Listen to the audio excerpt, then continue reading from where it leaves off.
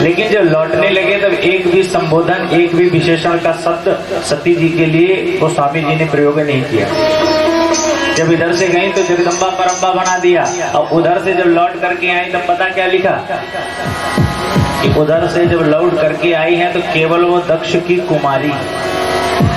ये पता क्यों होता है? जब आप भगवान की कथा में श्रोता बन करके जाएंगे तो भगवान की भक्ति जब आपके हृदय के अंदर प्रकट हो जाएगी तो आपकी महानता बढ़ जाएगी।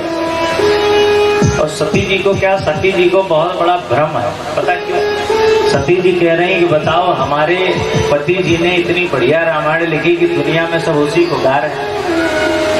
हमारे पति जो हैं वो तो पहले से ही बड़े वक्ता हैं, लेकिन फिर भी बताओ, हमारे पति जी और हम इन छोटे ऋषि के सम्मुख बैठ करके बताओ कथा सुन रहे हैं। कथा के प्रति मन में भेद आ गया।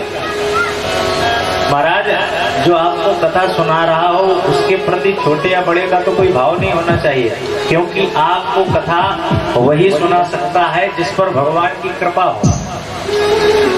क्यों? बिना भगवान की कृपा के ना हम कथा कह पाएंगे ना तुम सुन पाओगे। अभी मंच से नीचे आए तुम कुछ भी पूछ लेना, कुछ ना बता पाएंगे। हम कई बार ऐसा सोचते हैं कि चलो आज चल करके ये वाला भजन गाएंगे, ये वाली कथा सुनाएंगे, लेकिन आप यकीन मानिए जैसे मंच पर बैठते हैं और जैसे मंगलाचरण किया, सरस्वती मैया को, गणेश भगवान को याद किया, तैसे ही न जाने कहां कहां से नई बातें याद आ जाती। कहने तो कुछ और आए थे और कहने कुछ और लगते। ये क्या है? ये सब भगवान की कृपा है। लेकिन सती मैया ने भगवान की कथा के प्रति भेद कर दिया, इसीलिए सती मैया का जो विशेषण था वो धीरे धीरे कम हो गया। इसीलिए महाराज, कहीं भी कथा में कभी भी जाओ तो कितने बड़े तुम नेता क्यों ना हो, लेकिन अपने आप को हमेशा छोटा बना करके रखो, क्योंकि तुम किसी पार्टी में थोड़ी ना आए हो, तुम तो भगवान के सामने आए हो। और हम सब क्या है? हम सब तो भगवान के बालक हैं।